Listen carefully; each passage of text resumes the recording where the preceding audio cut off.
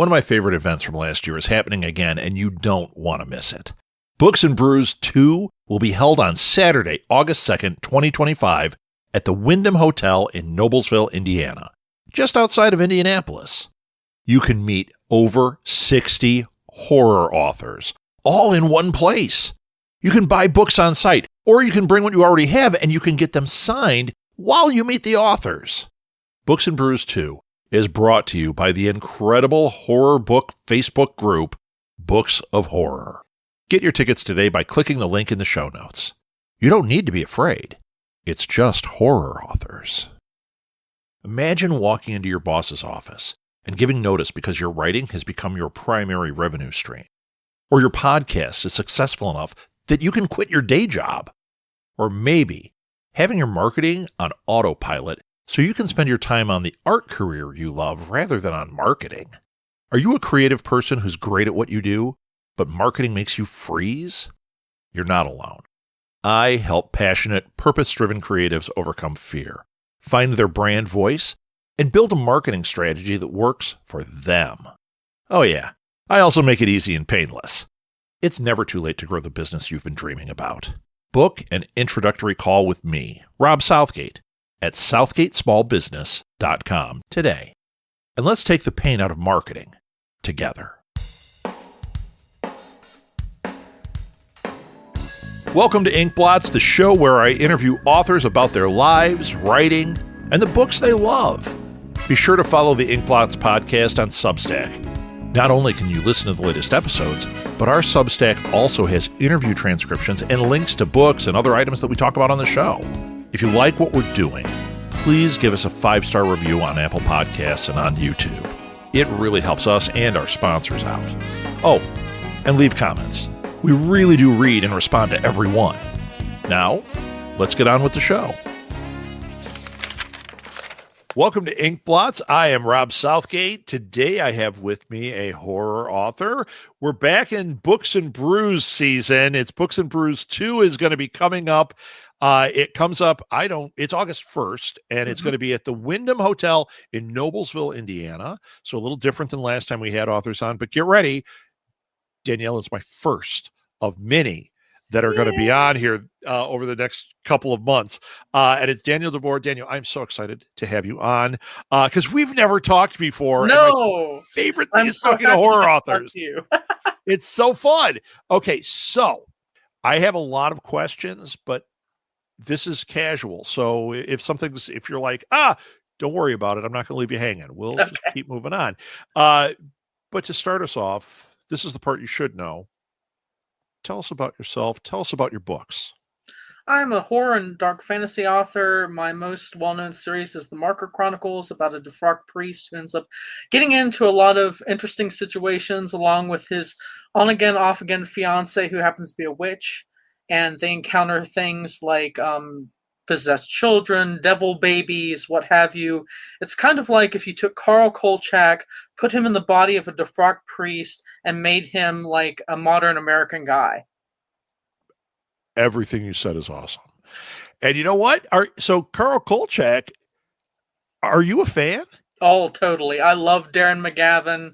He's my jam. Yeah, man. When I was a kid, I was obsessed with that show, and then it was gone, and I was like, oh, from then on, Darren McGavin was the greatest. And, yes. Oh, my God. And then, they did try to, Chris Carter tried to relaunch it. Yes, and it had the guy who played Lestat in Queen of the Damned. Yes. Played Carl Kolchak. And you know what? It wasn't as good, but it wasn't as bad as people think. It was like it needed to get its feet under it. And there's also, you're really doing a really hard thing with the actor, trying to have them fill shoes like Darren McGavin's. Right. Well, that was such a distinct character. You have to completely redesign it from the ground up, and that's tricky. So, But this isn't about Kolchak and the Night Stalker. This is us.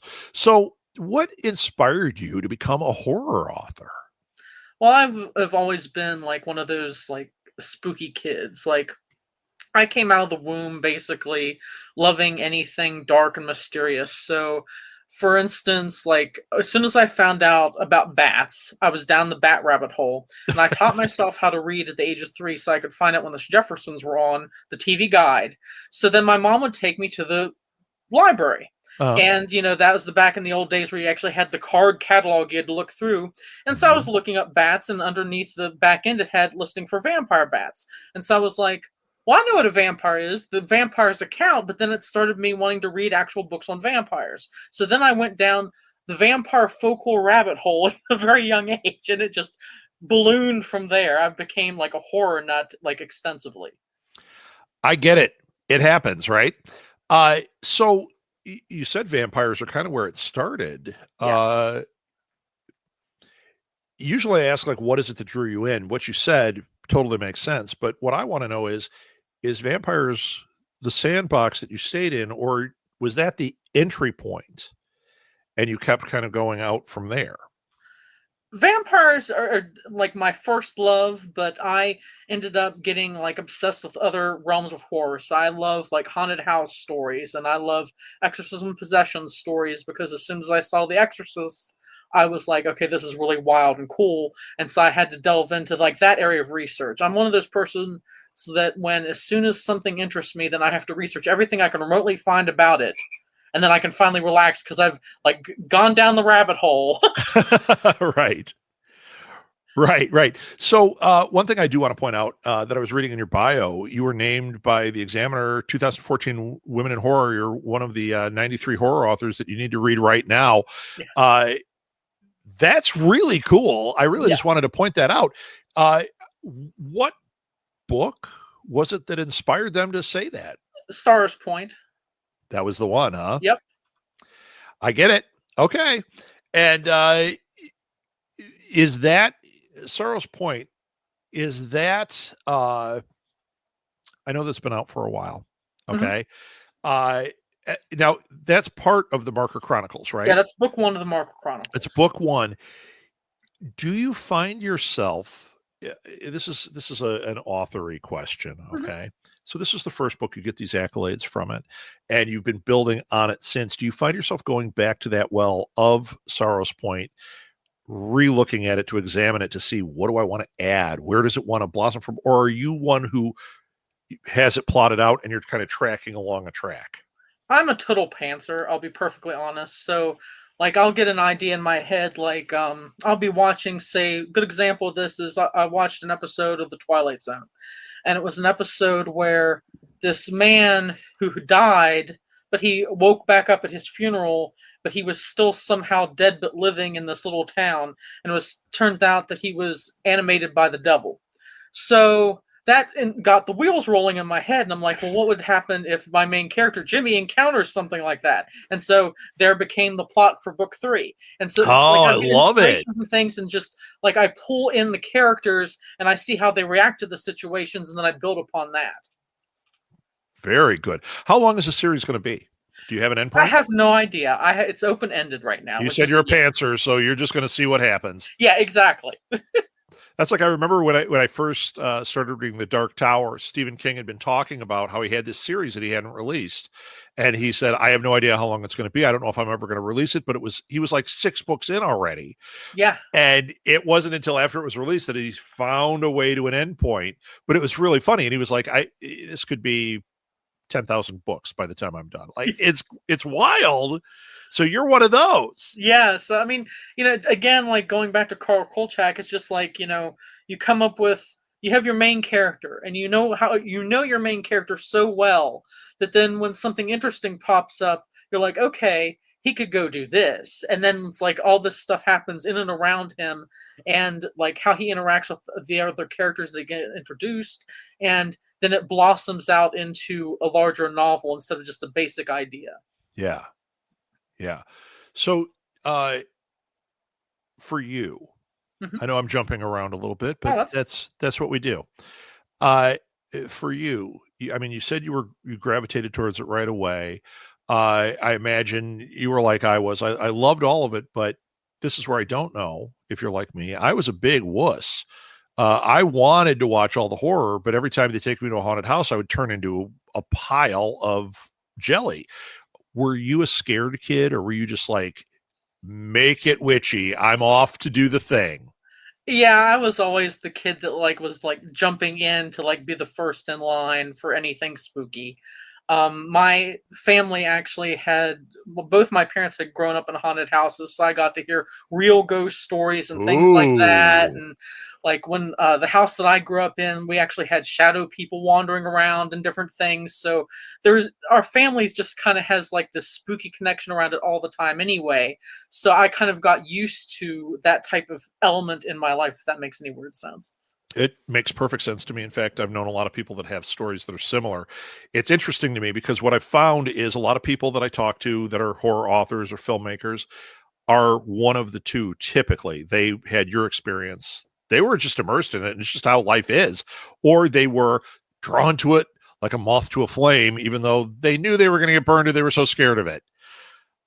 So that's really cool. And we are going to go back to what you just said, but not yet.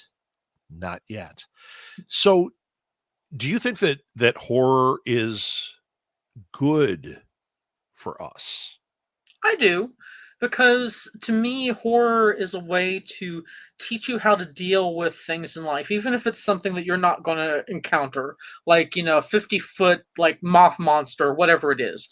The point being is that, when you're reading a book or you're watching a film, you're getting exposed to these feelings and this idea of here's this crazy thing that you don't know what to do with, but here's how these people dealt with it. So then it's almost like you have a little bit of an idea in your head. Okay, this is some way you could possibly survive this or something, and not doing some of the things that some of the characters do in the story or the book. And this, it becomes kind of a cathartic thing in that, it can help with anxiety and all these other things, because you have an experience in and of itself that you wouldn't have had otherwise through reading or viewing horror.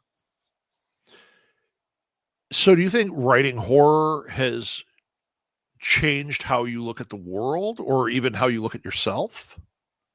I don't know about that so much, because, well, truthfully, my main character in the Marker Chronicles is kind of a combination, personality wise, between myself and my dad. So it's kind of when I get into something with the character, it's like, okay, what would I do and what would my dad do? And then I kind of go from there. So it kind of develops that way. I think that becoming a writer, it's definitely given me more of a ability to be patient, because it takes a long time to write a novel. I'm not one of those people that can, spit out 50,000 words in 3 weeks and just go. So, it's taught me patience. It's taught me, a lot of things about life in terms of that respect, but I don't necessarily think that it's fully changed me as a person. All right. So, do you think that horror writing has changed, like horror books, and that have changed the world? There's a bigger question. Yes. Yes, I would say so, because, prior to the publication of the Penny Dreadfuls, for instance, Hmm. most things that were grisly or outlandish were only ever really seen by somebody who had seen some type of horrific accident, or if somebody had been in a war. So when you had books and magazines describing lore details and things like that, then more of the public at large started thinking about those things.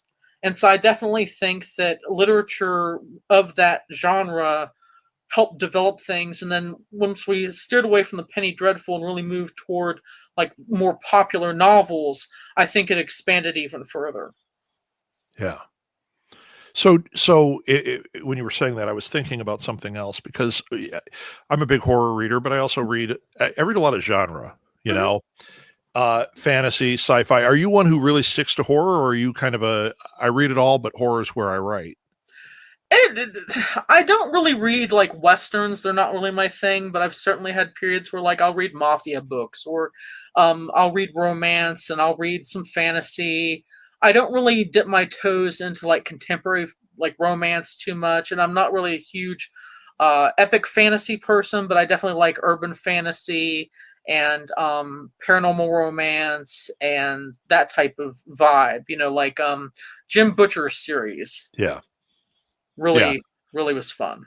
Well, you know what? There's horror elements, Yeah. you know, and you're probably drawn to that. Hmm. So do you think that there are lessons that horror writers could steal from fantasy and sci-fi as genres? Oh, absolutely. Because I'll use sci-fi as a good example because I wrote a sci-fi horror novel, and the thing that caught me off guard that I didn't think about prior to getting like deciding to write a sci-fi book is the fact that when you're writing science fiction, you have to reinvent the wheel, so to speak, Mm. because And you make it can't just believable. have technology that's available now, then it's not sci-fi. So you have to invent things that haven't been created yet or done in ways that we haven't done yet, and you have to research them and make them make sense and all these different things, and then you have to decide, okay, is this a situation that's going to be on Earth, so you like limited by gravity and things like that, or is this going to be on another world that has a whole other set of rules and things? And so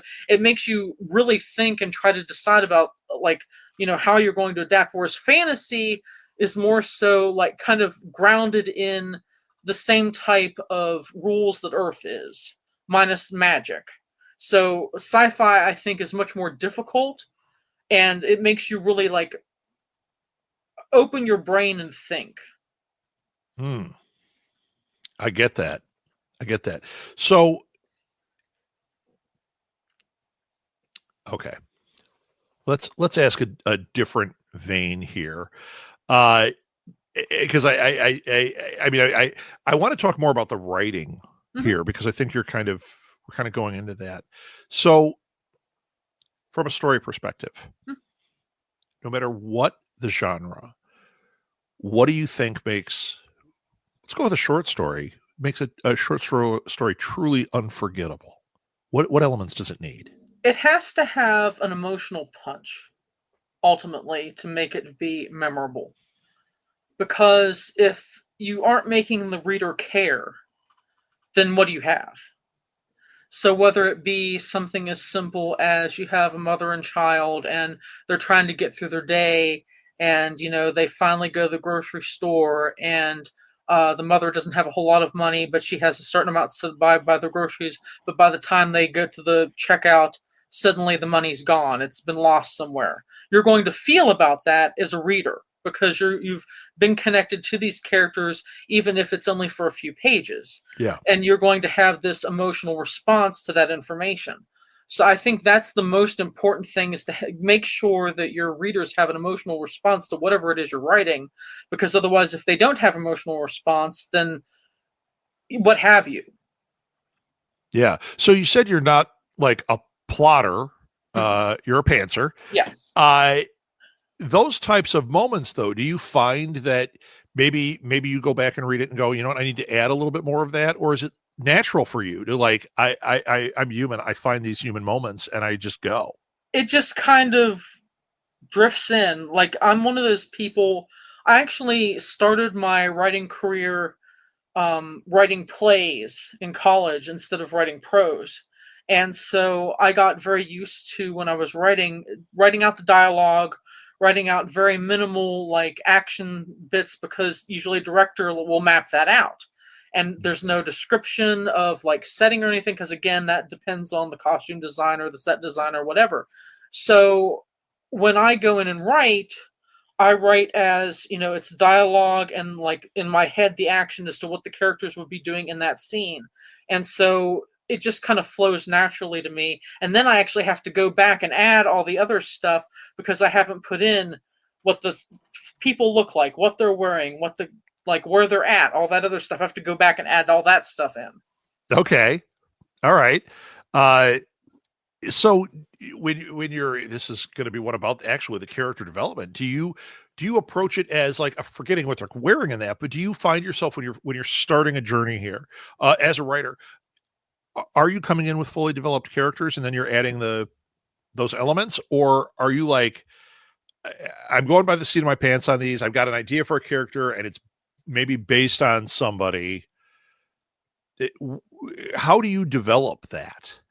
Well, like with Stars Point, the first book of the Martyr Chronicles, when I first started writing the book, I actually was writing it in the point of view of the little girl's father who the little girl's possessed. And it just wasn't working. It wasn't flowing. It just was not working whatsoever.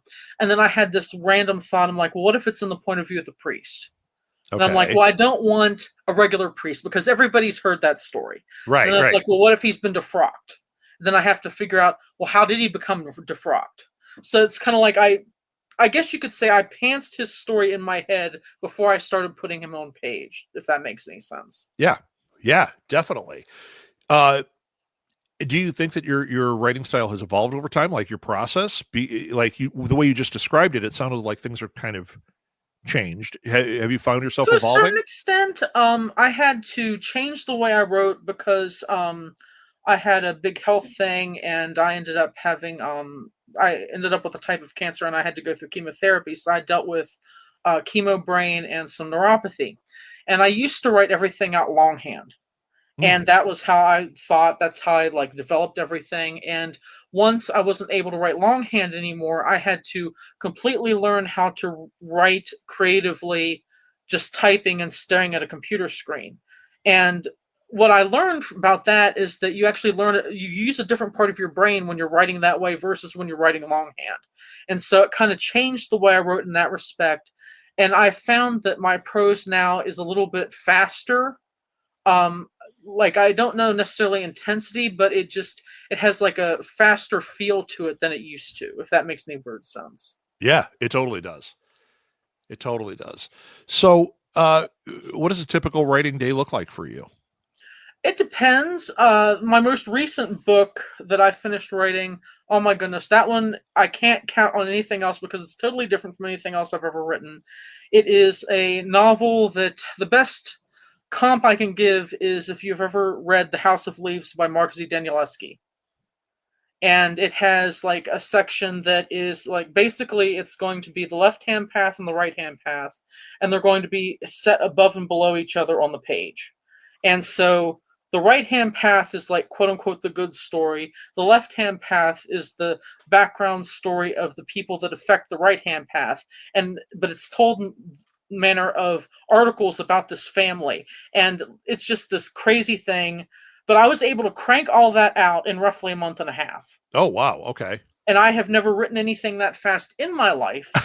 It I just don't know what it was is about this flowing. book. It was like every time my editor even calls it the crazy book, because every time I would talk to her about it, it would become even more grandiose and like all these weird ideas I had surrounding because it started out, it was just going to be a regular story about this brother and sister who were in the Victorian times, and they end up invited to this dinner at this house, and there's these mutant plants, and they try to kill them. And it was going to be this random, like, usual story. But then all this other stuff started happening. I'm like, well, what if we add this? Or what if we add love letters from the botanist and his wife? And da da da. And like, it just built upon layer upon layer upon layer. And so it's kind of like this book quasi art project, I guess, at this point, because I'm going to be doing all the illustrations myself. Oh, wow. Wow. So do you find that your narrative is driven by once again, I'm not sure if I'm asking this the right way, but what you just described sounded like you keep finding new treasures to unearth. Yes. Do you find that that's kind of your process, or do you find that like the characters talk to me, the characters start doing things, and I realize, oh my God, they have a love letter. I better write about this love letter. I'm definitely an outside impulse person. I never hear my characters or anything like that, so it's more of definitely I'll get like a big light bulb idea, and then I'm like, oh, this is perfect for this, or that's perfect over there, or whatever it is. But I never hear my characters. I've never talked to my characters or anything like that. Sure. Uh, okay. Writing rituals. Hmm. Have you got any music, I used to superstitions? have like a funny thing. I used to, which I thought was really funny at the time. Back when I wrote longhand, I had this obsession with those sparkly gel pens. Uh-huh. So it was really funny to write like the most like gristle, nasty scene and pink sparkle glitter. Big It was like sparkling a in the funny thing in gel. my head. Like it's like, all right, here we go. It's time to be bloody. We got to have the right pen. And so I'd have like these pages of all these sparkle colors, which Oh was my really God. funny. Which of course I can't do now that I can't longhand, but that was the funniest ritual I had. Other than that, it kind of depends on the book. Some books I'll write better to music. Other books I'll write better with having like a film on in the background. It just kind of depends on the vibe of the book. Sure. Sure. So what is the best writing advice that you've ever received? The best advice I ever had was somebody told me that I needed to write like I was watching a film. So you need to know like what the season is. You need to know whether the character's hot or cold. You need to know whether they can see their breath. You need to know whether there's a breeze blowing that's going to make their hair blow and you need to move it out of the way. You need to give your reader everything that you're seeing. Yeah. I love that idea that you have to do it like you're watching a film. Yeah. So, okay, flip side, what's the worst writing advice you've ever gotten? The worst writing advice I ever got was that I was writing too short and I needed to write more like a man. Ouch. Yeah. Yeah, you know I'm what? like, what does that even mean? That is outrageous. Yeah. Here's what I'm going to say to you. Please don't. No. There's plenty of people doing that. That's exactly. enough of that. Wow, that was, I think you may have won worst advice. So what advice would you give to aspiring writers? Don't give up too early. This is having a career as a writer is a marathon. It's not a sprint. And so just because you don't have a hit out the starting gate does not mean you're over as a writer. It just means that you need to write more to have more chances for people to discover you. Yeah.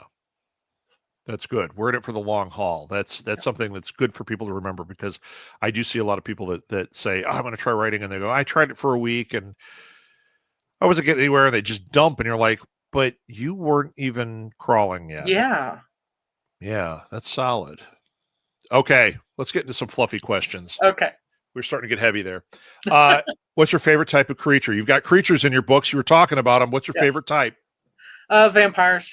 Yeah? Still a vampire girl, huh? Till the day I die, I'll be a vampire girl. What's the best vampire movie?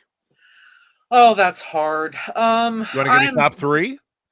I'm a huge fan of 1970s and 1980s movies. So Vamp, The Lost Boys, and 1979 Nosferatu.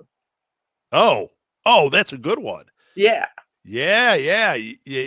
I love those. Yeah, the one I always talk about is Near Dark. That one I also love very much. Okay, usually I bring it up and people don't know what I'm talking about. I'm like, how? Catherine Bigelow, amazing film. It's amazing, and it's and so Severin upsetting. is such a cool character. Yeah, it's a great one.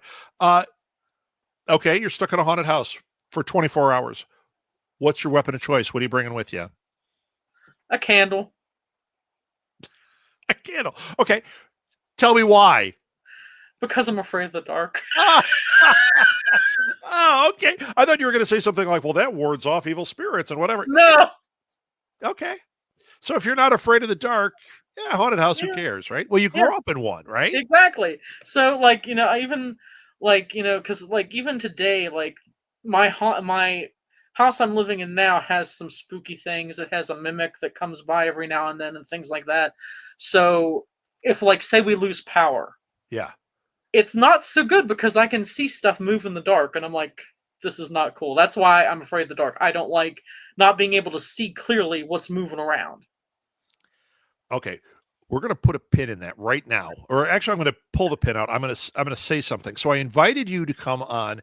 You've got a Kickstarter that's going to be happening. Mm-hmm. And I invited you to come on my show, Go Fund This, where we just talk about the Kickstarter. So anybody listening, subscribe to Go Fund This or follow our social media, because I am going to have you back on. Danielle's going to come on to talk about a Kickstarter for her next book. And that'll be an interview just about that. But now you've done it.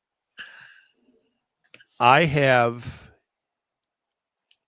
always stumble on this. I have a secret podcast. Oh. Okay. It's based on a project that has not seen the light of day yet with people. I actually have a publisher that wants it. I'm like, we'll see 20 years from now. Mm-hmm.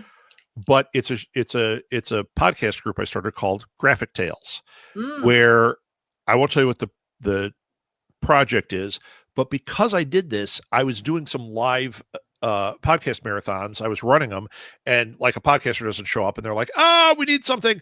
And my friend said, go up there and do a paranormal podcast. And I'm like, my wife goes, do graphic tales. I'm like, I have no idea. I ended up doing it 3 times live at different events. I got asked to do it at events, and I'm like, it's not a podcast. And they're like, well, your paranormal podcast is great. It's not a podcast. So if you go and you're in that group, every once in a while I throw interviews up on there. Technically they're a podcast, but here's the thing. I want to invite you on my Not a Podcast, and I want to just talk about your haunted house, your mimic, your stuff in your house, your shadow people. I want to talk about all of it. Absolutely. I'd love to. And then you can promote your books there too. So hey, sounds great to me. We will have you on Graphic Tales at some point, because that just sounds so fun to me. It's funny because there are people that are in that group that have like fake names in there. I only know that because they're like big paranormal podcasters that use a different name in there because they don't want people like writing them and all that. But I've had people on, or people in the group that have written something, and then all of a sudden, boom, they're a guest on one of those shows. Oh, awesome. And they're like, yeah, I heard you on Graphic Tales. I'm like, it's not a podcast. What do you? Okay. So we'll have you on that. Sounds okay. Great. Back to our questions. Pin is out or in. Jump scare or slow burn? Slow burn.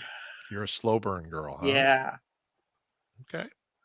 So what's the scariest book or movie that you've ever read or seen? That's hard because I want scary. I don't want like favorite. Scary. No, I know. I mean, it's hard too because I've so far not had a book that's absolutely scared me and kept me up all night. Okay. I've had a couple books that have given me a little bit of a chill. One of those, the opening to Mean Spirited by Nick Roberts, is very good. Has a bit of a creep to it. The last bit of a creep. The Nick Roberts books are scary.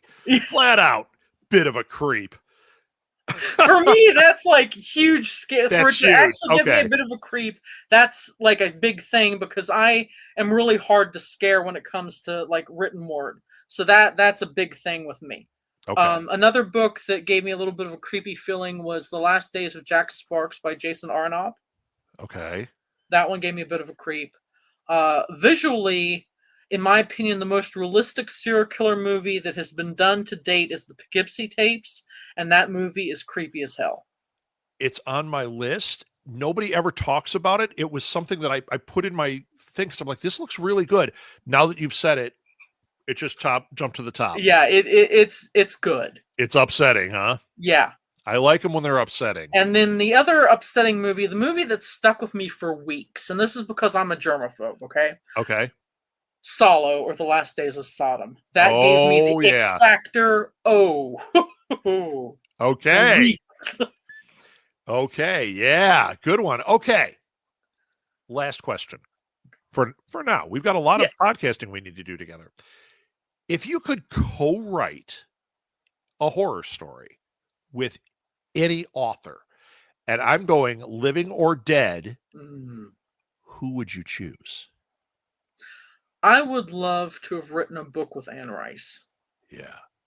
I think writing vampires with her would have been a dream come true. I'd imagine there'd be a lot of really interesting conversation with that. Yes. Yeah, Anne Rice is a good one. Yeah. Cool. So you're a big Anne Rice fan. You've read... Yeah, Lestat is like my top of the line. Like, he might not be like the absolute best character in the universe, but I really love his vampire character. Yeah. He just really makes me happy. I would actually say Lestat was the one that made me more of a vampire fan. I read it, and I liked vampire stuff, and I read Interview with the Vampire, which I really liked, and then I read Lestat and was like, how much more of this can I get in my life? Yes. It's so good. And I have a book rec for you, since you like Lestat and Anne Rice style. Let's hear it.